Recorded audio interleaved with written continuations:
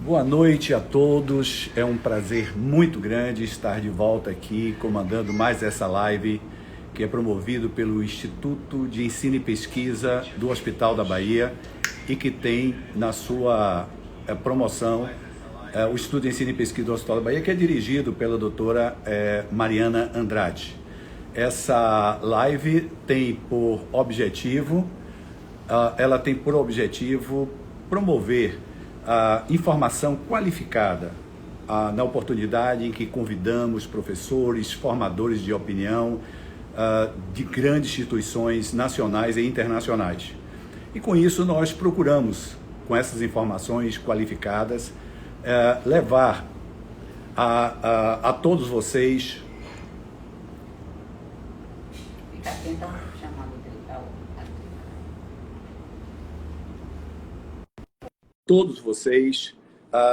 a oportunidade de não se permitir seguir orientações não corretas, não verdadeiras, gerar tranquilidade dentro desse universo grande da pandemia que nós estamos vivenciando.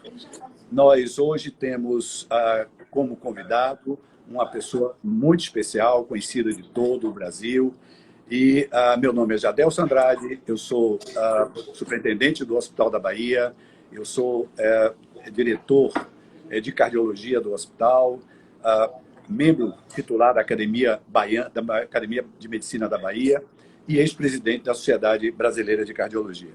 Nós temos aqui o professor Dr. Roberto Calil Filho, uma figura médica conhecida nacional e internacionalmente, o professor Roberto Calil Filho, que é professor titular da disciplina de cardiologia da Faculdade de Medicina da Universidade de São Paulo, é presidente do Conselho Diretor do Instituto do Coração de São Paulo e diretor-geral do Centro de Cardiologia do Hospital Sírio-Libanês.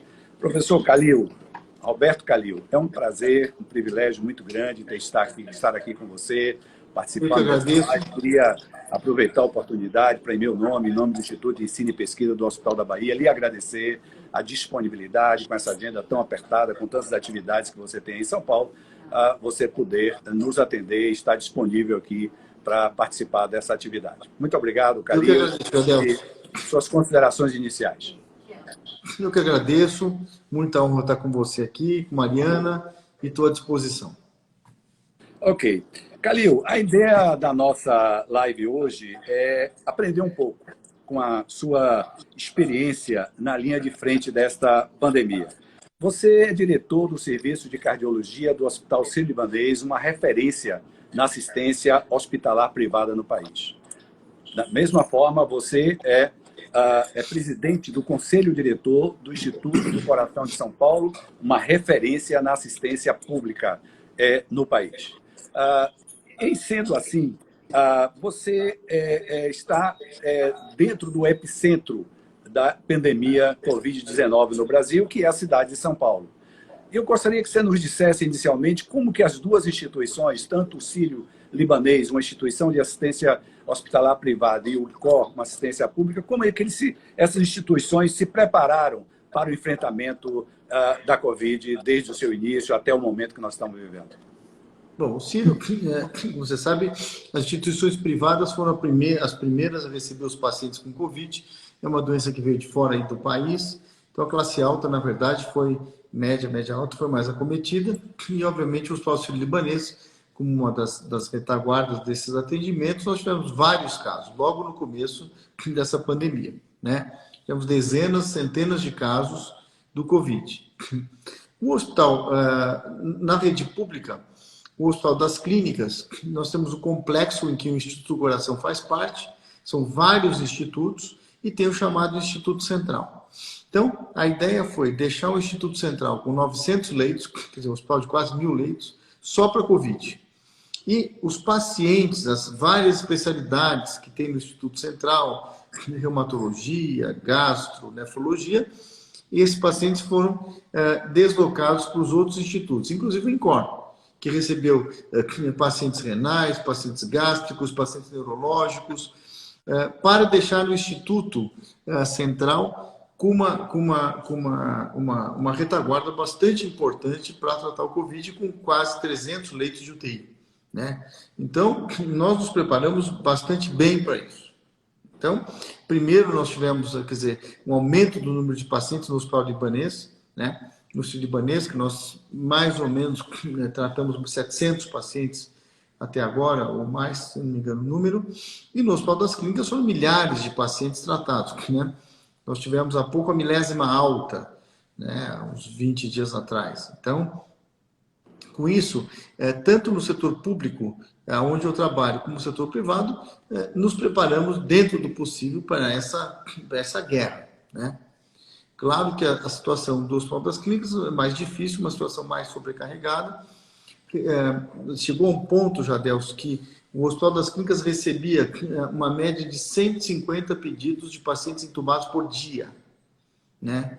Então, a gente dava conta da maneira, o Hospital das Clínicas dava conta da maneira que podia, e atualmente, graças a Deus, São Paulo já está numa curva descendente, né? Passamos o pico, o platô descendente, com leitos até disponíveis até na rede pública.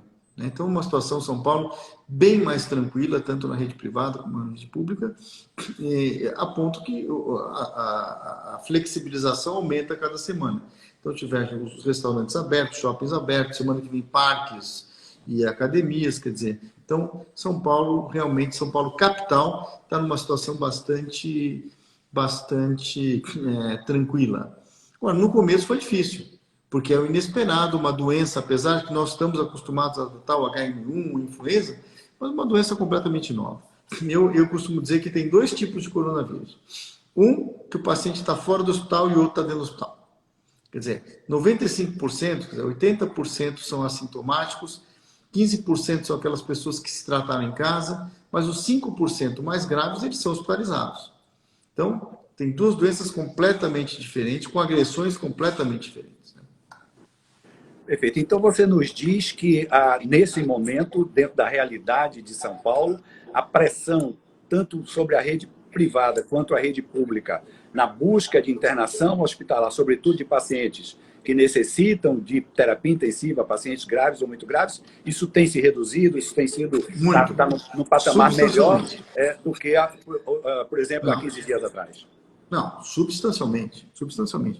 A rede pública deu conta em São Paulo. Não entramos em colapso, deu conta, né? Mas como estou te falando, se você bota 20 dias atrás, posso errar uma semana para trás, pelo menos, eram 150 pedidos por dia. Hoje você tem 1 a 2 pedidos por dia e você tem uma UTI, inclusive com leitos disponíveis na rede pública.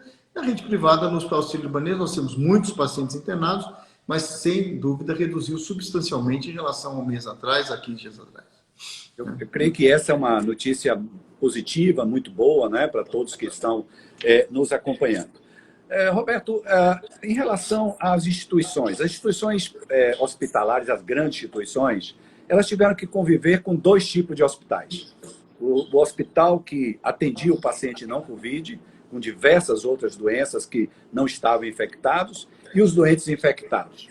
Muitas dessas instituições se prepararam para conviver com essas duas situações, criando modelos de protocolo de segurança.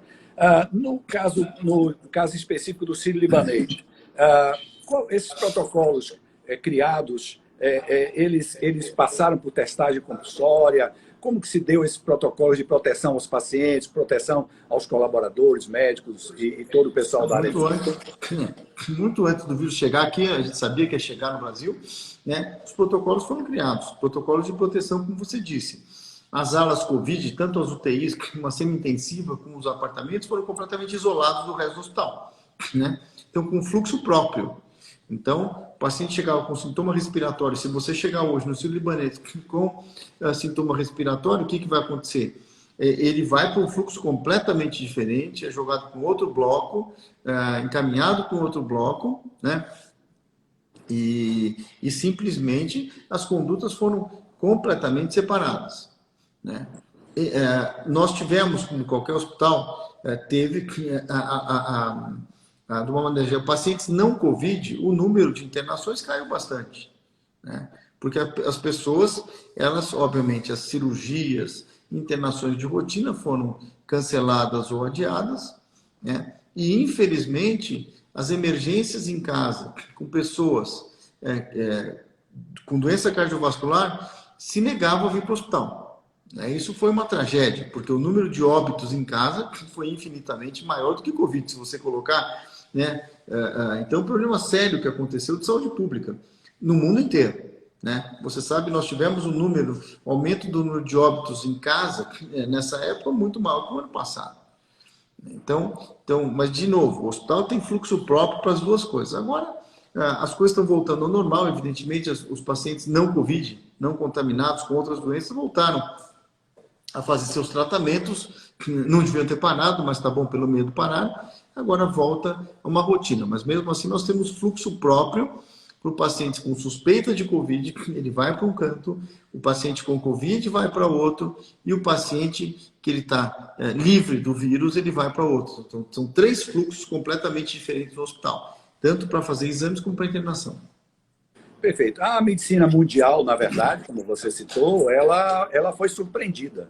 Não é? Surpreendida por essa fuga às instituições de saúde, hospitais e mesmo serviços de diagnóstico dos pacientes com doenças crônicas, doenças com perfil epidemiológico de mortalidade e de complicações muito mais expressivos do que a própria doença da Covid.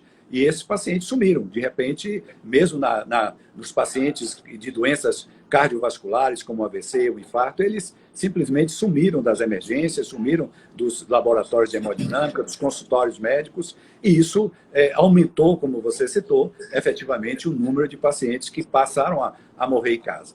Dentro desse universo, que aconselhamento, então, você daria à população, nesse momento, em relação àqueles que têm doença cardiovascular pregressa, ou aqueles que têm sintomas de agudização dessas doenças, pacientes com doenças neurológicas ou sintomas agudos, pacientes que em tratamento de câncer? Qual o aconselhamento que você daria, nesse momento, a esses pacientes em relação aos seus tratamentos, às suas consultas médicas e aos seus acompanhamentos? Bom, desde o começo da pandemia, mesmo no pico, ou antes do pico, eu aconselhava as pessoas com doença a se tratarem, não parar de se tratar. O que foi impossível, porque as pessoas realmente se negavam a esse tratamento. Agora, com a flexibilização, eu acho que as pessoas têm que tomar consciência, que têm que retomar o tratamento, retomar suas consultas de avaliação urgente, porque se ficou sem diretriz durante meses em casa, né? Então, mesmo agora, você sabe, Jadelson, alguns pacientes falam, eu tenho medo de ir no consultório. Você, mas vai no shopping, vai no restaurante, vai no parque e não vai no consultório. Quer dizer, é verdade. É uma incoerência. Então, paciência, mas as pessoas têm que se conscientizar que tem que voltar à vida de acompanhamento médico, sim, né? Para evitar transtornos muito piores do que o coronavírus. Perfeito. Há relatos no mundo inteiro de mortes em casa, muitas delas por doenças cardiovasculares agudizadas, atribuídas até ao próprio Covid, não é? E isso se deve exatamente ao que você acabou de referir, o que as pessoas não se cuidaram, que as pessoas têm. Que as pessoas não se cuidaram, Roberto, Calil, em relação ao tratamento da Covid, o Círio e o INCOR têm sido pioneiros em protocolos assistenciais e até em desenvolvimento de pesquisas. Pesquisa com hidroxicloroquina, com antitrombóticos, pesquisas com plasma de pacientes contaminados. Em relação a isso, o que você destacaria de novidades de tratamento, estando você em duas pontas de duas grandes instituições hospitalares, assistenciais e também de pesquisa? Então, infelizmente, a gente não tem um antiviral. Então, isso talvez nem surja o antiviral. O tratamento, quer dizer, a resolução do problema será a vacina, definitivamente, que deve sair até o fim do ano. Mas quando começou, nós tínhamos uma gama, e temos ainda uma gama de remédios.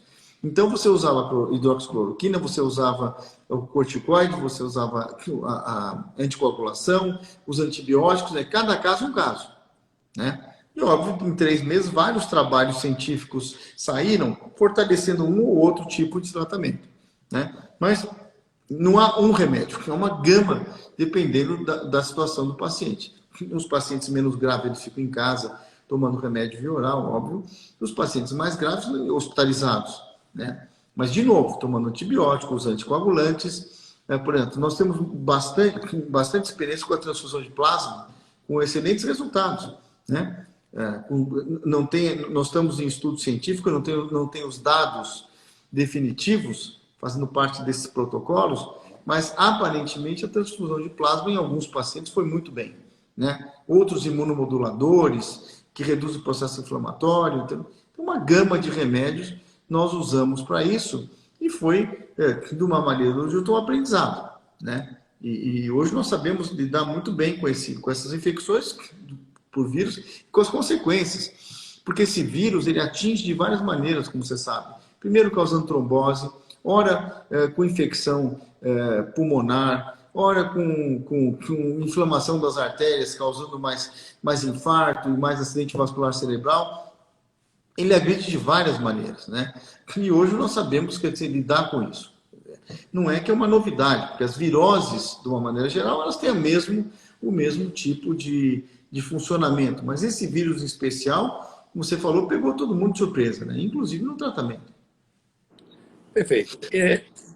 Você é um profissional, o médico Roberto Kallil, de uma atividade assistencial intensa, quer no consultório, quer no hospital. E aí vai a pergunta direta. O médico, o profissional Roberto Kallil, na sua prática clínica, você apostaria mais nos antivirais, nos antitrombóticos, anticoagulantes, nos corticoides, nos anti-inflamatórios, ou no conjunto dessa obra, na dependência da forma como o caso se apresente? Não, conjunto da obra. Cada caso é um caso e o conjunto da obra. Nós temos vários tipos de medicação. O conjunto da obra. Claro que os trabalhos que foram publicados nesses últimos 3 meses, de novo, tem muito ainda a ver, mas mostram, há evidências que os anticoagulantes são benéficos, né? Em alguns casos, o antibiótico não se discute, né?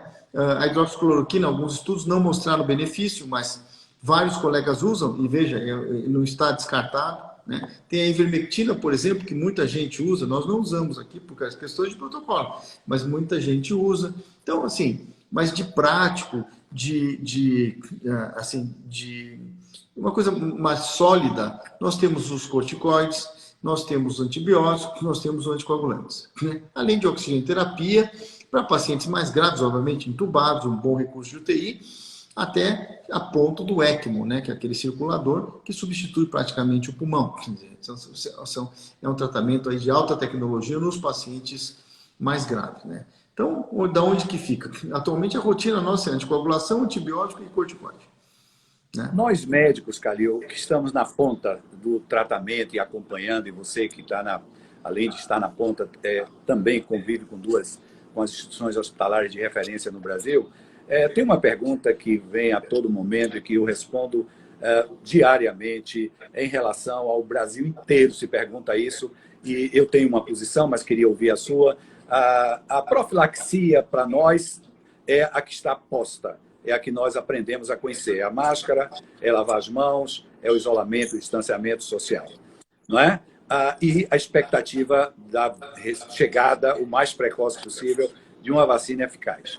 Você mencionou a ivermectina, que é a pergunta que todo o Brasil faz e que se usa. Eu tenho uma posição, mas queria ouvir a sua em relação a uso de qualquer droga, entre os quais a ivermectina, como profilaxia. Olha, nada científico é comprovado, como você sabe. Nós não usamos aqui, pelo menos nesses centros que eu trabalho, essas drogas como profilaxia, né? A profilaxia é o isolamento social, quer dizer, o isolamento, o distanciamento social, lavar as mãos, máscara, né? Medidas mais preventivas. Isso sim seria a maneira mais eficaz, né? Agora, veja, tem muito colega, muitas correntes usando esse remédio ou tal remédio, quer dizer, nesse momento de guerra, né? Você pode, dentro das regras da medicina, da permissão do Conselho Federal de Medicina, a prescrição de várias medicações, que no momento você não sabe se vai ter efeito ou não. Mas o fundamental são as medidas protetivas. Lavar as mãos, máscara, o distanciamento social e, principalmente agora, depois da flexibilização, o cuidado tem que ser redobrado, né? Porque senão vai aumentar o número de casos de novo, né? Perfeito. Eu tenho a sensação de que nós vamos viver um novo momento social, né? A ida ao restaurante, a ida ao futebol, a ida ao shopping. As pessoas vão ter que efetivamente se educar, vão ter que buscar se sensibilizar, se aculturar para esse novo momento, porque senão, efetivamente, a gente não vai conseguir controlar essa pandemia. Em relação à ivermectina, eu penso como você, eu acho que não há espaço para a utilização como profilaxia, e a grande profilaxia é exatamente a cultura de se proteger e proteger quem está próximo a você, e nesse aspecto nós pensamos igual. Roberto, em relação ao retorno dos pacientes agora ao hospital, não é? A pandemia começa a arrefecer, você já citou São Paulo, ainda lá no Amazonas também já começa, alguns estados do Brasil ainda ela está num pico crescente, como acontece lá na região centro-oeste, Brasília, Mato Grosso, mas em alguns estados ela começa a já estar mais controlada, a Bahia está no meio termo ainda. Em relação, então, aos pacientes retornarem aos hospitais para dar continuidade aos seus tratamentos, que nós já falamos nisso. As intervenções mais complexas, percutâneas, cirúrgicas, neurológicas, como que os hospitais do Sírio, o INCOR, têm se preparado para receber esses pacientes, para estimular esses pacientes a procurarem, e uma vez procurado, como que tem sido os protocolos de segurança efetiva para esses pacientes fazerem os seus procedimentos sem receio, sem medo e sem, sobretudo, contrair a Covid no ambiente hospitalar. No Hospital Sírio-Libanês nós voltamos à rotina normal, né? A rotina normal. Como que eu falei? Tem fluxos para os pacientes, os não contaminados, os teoricamente livres do vírus. Tem fluxo para pacientes suspeitos, quer dizer, que tem alguma suspeita, e tem o fluxo próprio para o paciente Covid, que continua esses três fluxos, evidentemente, funcionando com seguranças tanto para os profissionais da saúde como para os pacientes. Agora, o que eu percebo é que a vida voltou ao normal no Hospital Sírio-Libanês, né? O número de cirurgias aumentou muito, quer dizer, a rotina voltou, está voltando ao normal a cada dia, né? Isso também é um ponto muito positivo, não é? Porque algumas dessas doenças, se nós juntarmos as doenças cardiovasculares e o câncer, nós estamos falando de mais de 20 milhões de mortes por ano. Sem dúvida. Né? Sem dúvida. E o Covid não chega nem por perto, e esses pacientes efetivamente precisam retomar aos seus tratamentos. Em relação ao INCOR, que é uma instituição pública, onde as pessoas são atendidas sem custo, não é? São atendidas de uma forma assistencial pelo SUS. Também o fluxo de pacientes na área pública também já está voltando ao normal, ou os pacientes ainda não têm voltado? Não, nós estamos tentando retomar. Tentando por quê? O INCOR é uma situação um pouco mais difícil, porque vários leitos do INCOR foram cedidos ao Hospital das Clínicas, por exemplo, 100 leitos cedidos ao Hospital das Clínicas, né, para pacientes não cardiológicos. Então, grande parte da instituição tem pacientes... Para você ter uma ideia, os acidentes de rodovia, os águias, por exemplo, eles pousam no pronto-socorro do INCOR. Imagina, o INCOR recebendo politrauma, entendeu? Então, foi muito prejudicado, e não tem jeito, teve que sacrificar o atendimento normal dos pacientes de coração e pulmão. Agora, com a diminuição, obviamente, dos casos no próprio Hospital das Clínicas, nos próximos, acho que 1, 2 meses, o que vai acontecer é os pacientes das clínicas outras que não coração voltam ao hospital de origem, que é o Hospital das Clínicas, e obviamente nós vamos abrindo as áreas para voltar ao normal. Então a tendência, nós temos tido reuniões diárias praticamente para começar a voltar ao normal. O atendimento das emergências nunca parou, mas o atendimento de rotina dos pacientes cardíacos. Você nos passa uma mensagem muito positiva, muito otimista nas suas declarações em relação ao que você está vendo, e você com muita propriedade por estar atuando em duas pontas da assistência médica pública e privada. É isso mesmo? Você está com esse otimismo em relação a que nós vamos passar por uma nova fase agora dessa pandemia que tanto tem assustado a população brasileira? São Paulo está na pandemia, mas já está passando. Não é para descuidar, é diferente. Então, São Paulo, capital, como te disse, já estão abrindo todos o comércio, shoppings, parques, quer dizer, porque se existe um controle. O número de leitos de UTI disponível no serviço público de São Paulo está com folga. Então, com todo o cuidado, as pessoas têm que ajudar nisso. Quer dizer, né? Então, tem que, como te falei, as medidas protetivas. Então, eu sempre fui otimista. Quando se falava no pico da pandemia, tinha notícias que não, o pico vai em São Paulo vai atingir em agosto, setembro. Eu sempre falava, conversando, obviamente, com os colegas, os infectologistas, como o Esper Calas, como o Davi Wippe, por exemplo, pessoas com experiência, que o pico, e conversando com as pessoas, que o pico ia atingir em junho, e junho ia começar a diminuir. Foi o que aconteceu. Né? Nada de... Você tem que ser realista e ter um pouco de otimismo também. Não adianta você ficar só achando que o mundo acabou, não é isso, que o vírus vai matar todo mundo, tinha algumas abordagens nesse aspecto, e que eu fui sempre contra. Onde estamos em São Paulo? São Paulo está numa situação completamente controlada. Tem que tomar cuidado? Tem que tomar cuidado. O interior de São Paulo está pior nesse momento, mas existe uma estrutura hospitalar bastante boa. Então, não acredito em colapso. Né? Como você falou, algumas regiões estão agora entrando em pico, como a região centro-oeste, o sul e alguns outros estados. Mas nos primeiros estados, por exemplo, como o Amazonas, a situação está sendo completamente regularizada. E tem que ser otimista, porque ele tem um ciclo de 45 dias, 2 meses aí no máximo, e a situação acalma. Acho que no seu estado, por exemplo, a Bahia foi tranquilo, está tranquilo, não? Foi um dos estados que você não ouviu falar em grandes catástrofes, né? Ou em nenhuma.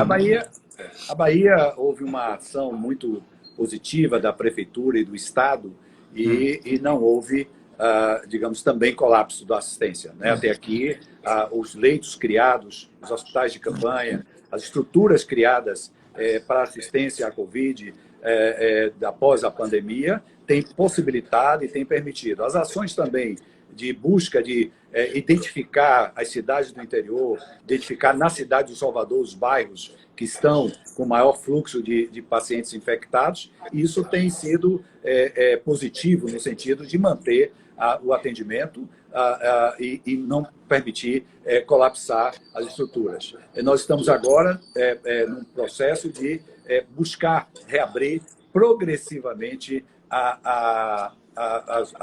o comércio, as atividades econômicas, não é? Mas isso tem que ser com muita paciência e a população tem que ter muito cuidado, tem que ter ver isso de forma muito madura, porque não adianta abrir e depois ter que fechar, como aconteceu em muitos estados, que eu tenho a impressão que é como você pensa. Sem dúvida. Perfeito. Bom, indo para um lado pessoal, e aí fique muito à vontade, meu amigo, se você me permitir, foi muito amplamente denunciado pela imprensa de que você foi infectado e que os sintomas que você apresentou levaram você à necessidade de uma internação hospitalar. Se você se sentir à vontade, quiser falar brevemente falar o que aconteceu, os sintomas, enfim, como é que você foi cuidado e como você está hoje, como está a sua rotina após isso, porque eu acho que isso é relevante, porque muitas pessoas que estão nos acompanhando passaram pelo que você passou. E aí é relevante que você nos diga o que aconteceu e como você está hoje, como está a sua rotina, como está a sua vida. Eu, na verdade, fiquei uns 2 dias no fim de semana meio estranho, né? Minha equipe já tinha cuidado de mais de 80 casos de Covid, mas não acredito que me contaminei no hospital, nem com os pacientes, quer dizer, talvez um amigo ou outro que a gente foi dar uma aula e fomos juntos, e essa pessoa adoeceu logo em seguida, a gente não sabe, né? Porque falar que você pegou daqui ou dali é meio impossível com esse vírus, que você pode pegar em qualquer canto, né? De qualquer maneira, eu passei o fim de semana meio estranho, e na segunda-feira vim para o hospital, quando fiz uma tomografia, que já tinha grande parte do meu pulmão comprometido, fui internado imediatamente, com medicações na veia, e não fiquei assustado, mas eu fiquei nem com medo, porque você sabe que eu caí naqueles 5% mais graves. A dor no corpo, a febre de 39 graus, a falta de respiração é tão grande que você não tem tempo nem de ter medo. Né? E eu passei os primeiros 5 dias internado de uma maneira muito ruim, a ponto de se discutir a intubação, o encaminhamento para UTI várias vezes. Né? Então, e tomei todo tipo de medicação, tomei hidroxicloroquina, tomei corticoide, tomei anticoagulante, tomei antibiótico, né? E com toda essa gama eu fui melhorando nos primeiros 5 dias e eu fiquei depois mais 5 dias ou 6 dias no hospital, um pouco mais estável, mas muito debilitado, porque debilita bastante, né? Você não consegue nem falar. E cumpri minha quarentena, voltei trabalhando aos poucos, mas eu te confesso, mesmo um mês depois da minha alta, eu sentia cansaço, sinto ainda cansaço, faz 3 meses, né? Mas antes eu não conseguia nem falar uma frase, mesmo liberado para trabalhar, eu não conseguia terminar uma frase sem tossir, sem... Então, é uma doença que debilita bastante nas formas mais graves como eu tive, né? Não foi nada bom, não. Perfeito. E como é que está a sua vida hoje? Você retomou totalmente a sua Normal. vida? Eu Trabalho pergunto das isso 8, trabalho das 8 à 1 da manhã, todos os dias. como sempre fez. Como sempre fiz. Como sempre Né? fez. E agora, de raiva, trabalho 1 horinha a mais por dia para descontar os 15 dias. Existe uma situação que também muitas pessoas passaram, e eu queria que você abordasse, uma vez que você foi infectado. Existe um preconceito de pessoas em edifícios, em condomínios, com os indivíduos que foram infectados, que cumpriram sua quarentena, que estão bem, tentando voltar à sua vida normal. Você gostaria de fazer um comentário às pessoas sobre isso, que não há Poxa, por que veja. ser preconceituoso? Nós não Não estamos há, na não há época. nenhum porquê. Não há nenhum, não há porquê. Quer dizer, se você teve a doença, você já está tratado, você já passou do prazo de contaminação, né? Imagine, não tem por que ter preconceito, né? Aliás, você ter contato com uma pessoa que já teve o vírus, que já tem seu IgG positivo, está imunizado, é mais seguro do que qualquer outra pessoa. Então, no começo tinha muito preconceito, né? Agora, quando todo mundo está tendo esse coronavírus, então, menos, né? Mas eu brinco que um amigo meu, deixa para lá o nome, a gente almoçava em 5, 6 pessoas na mesa no restaurante lá do Sírio. Você sabe que não deixava eu sentar na mesa, mesmo de alta, curado e tal. Até eu fazer meu PCR de novo, ele não deixava. Aí, modo de dizer, entendeu? Se incomodava, então eu nem sentava na mesa. Ele tem pavor do vírus. É o médico, ele não teve contato ainda com o vírus. E aí eu tive que fazer meu IgG. Quando o meu IgG positivou, imunizado, eu levei para ele e falei, posso sentar na sua mesa? Ele falou, pode, mas a distância. Entendeu? Então teve no começo, um monte de preconceito, né? Mas isso naturalmente isso é ruim. As pessoas que já se trataram, já tiveram o vírus, já passaram da quarentena, acabou. Essas pessoas não têm por que você ter medo. Ninguém é bicho-papão, não. Essa é uma bela mensagem que certamente vai aliviar muita gente, porque uma vez que você adquiriu a imunidade, que você passou do seu período de quarentena, você está bem, você pode estar próximo, não há que se ter nenhuma restrição social, porque se a doença já é perversa, e você citou o quão perversa foi para você, mais perversa ainda é você se sentir restrito socialmente, porque está com na teste escrito que você foi testado positivo para Covid. Então, fica essa mensagem, eu corroboro muito com você. Meu amigo, nós estamos chegando ao final, tudo que é bom dura pouco, né? Infelizmente, você está em atividade de consultório, que interrompeu para nos atender. E eu gostaria que, antes de terminar, que você nos dissesse, falasse uma mensagem final, né? Para esse grupo enorme de pessoas que está acompanhando a nossa live e para a população brasileira. Qual é a sua mensagem nesse momento, expectativas de vacina, expectativas de um tratamento que possa ser efetivo enquanto a vacina não chega? Enfim, qual é a sua mensagem para a população com todo o peso da sua experiência e todo o peso da sua formação científica? A minha mensagem foi o seguinte, nós passamos por uma guerra que está no final. O Brasil se comportou muito bem. Muito bem. O Brasil é um país heterogêneo, claro que tem regiões com maior número de UTIs, com maior estrutura hospitalar, outros não, mas no geral o país foi muito bem, né? E principalmente você viu uma união pela cura. Isso é o mais importante. Independente das arestas que causaram um ou outro, que é normal, mas de qualquer jeito, de opiniões diferentes, mas, na verdade, houve sim uma união pela cura, uma solidariedade das empresas fazendo doações, né, para o tratamento do coronavírus. Mas o mais importante, Adelson, primeiro, o vírus a vacina vai sair, eu sou sempre otimista até o fim do ano, mas o vírus, coronavírus, página virada, que nem foi o H1N1, influenza, claro, você tem que se cuidar, mas saiu a vacina, acabou. O coronavírus já foi, pesadelo, passou, né? E vamos continuar maneiras protetivas, evidentemente, vai mudar um pouquinho essa cultura. Agora, o principal recado é em relação ao SUS, Sistema Único de Saúde. É um sistema brilhante que era completamente subestimado.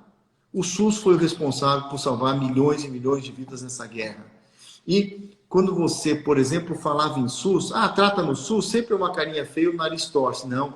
É verdade. O SUS deu um exemplo de como salvar as vidas, de como tratar as pessoas, os profissionais são heróis, as estruturas da maneira que pudemos, salvou sim milhares, milhares, milhares de vidas. Então, o que sai de bom dessa pandemia? O que sai de bom é o reconhecimento do maior sistema de saúde do mundo. E o reconhecimento pela mídia, pelos políticos, pelas autoridades e pela população principalmente. Então, eu garanto para você que quem saiu ganhando, né, e espero que seja fortalecido pela sociedade, pela mídia e pelos governantes, é o Sistema Único de Saúde. Porque mostrou que na hora do vamos ver, quem está ali na trincheira é o Sistema Único de Saúde, salvando milhares e milhares de vidas por dia. Porque se falou muito, tantos morrem por dia, mas quantos são salvos por dia? Hoje 1000 mortes, sei, e quantos mil não foram salvos? Né? Pelos atendimentos médicos e principalmente pelo Sistema Único de Saúde.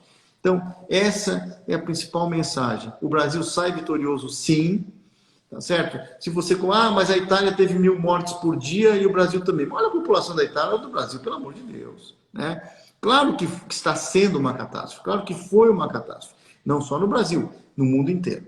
Mas a mensagem final é que o Sistema Único de Saúde deu um show, está dando show de como é salvar a vida, mesmo com recurso pífio, né? E não é de um governo, de todos os governos passados, em relação ao Sistema Único de Saúde, que foi subfinanciado nas últimas décadas, né? Então, isso é uma coisa que tem que se pensar muito bem, e o SUS tem que ser olhado, e vai ser olhado, está sendo olhado com outros olhos, de novo, pela mídia, pela imprensa, pelos governantes, né? E pela população. Essa é mais uma bela mensagem de otimismo, porque a gente tem que valorizar o que tem de positivo. Eu vejo na mídia, em todos os segmentos da mídia, Calil, é muito fraco, porque o Brasil, e sempre deteriorou, como se o Brasil fosse uma escória do mundo, e não é. Esse é um país fantástico, de um povo valoroso, tem um sistema de saúde que não existe no mundo, não é? Que não existe no mundo, e teve o seu papel, concordo com você, um papel extremamente relevante no sentido de ajudar a população brasileira. Em relação a essa mortalidade que tem sido anunciada, ela é grande, ela é lamentável, uma tragédia. Mas vai comparar em relação ao que você falou, em relação à população. Se você comparar em relação à população, nós estamos lá embaixo, nós estamos com 300 mortes por milhão de habitantes. A Inglaterra teve 600 mortes por milhão, o dobro. A Itália, quase um dobro e meio. Então, há que se comparar à população brasileira. Meu amigo, muito obrigado mais uma vez. Eu que agradeço. Pela sua disponibilidade. Agradeço aí a tua equipe que colaborou para montar toda essa estrutura, tá certo? Para que a gente pudesse aqui com tranquilidade estar nos falando. Continue o seu trabalho, que é valioso em duas grandes instituições e com toda a dedicação que você tem dado ao que faz, ao que gosta e que muito feliz por você ter vencido essa batalha, mais essa batalha em relação ao Covid. E parabéns pelo aniversariante do mês, tá certo? Que você, obrigado, viu? Um abraço, Maria. 2 dias atrás. Um abraço para você, felicidades. E com isso, nós encerramos mais essa live, que espero que tenha atendido a expectativa desse numeroso número de pessoas que nos acompanhou. Muito obrigado, boa noite. Um abraço, obrigado. Boa noite, Roberto. Obrigado.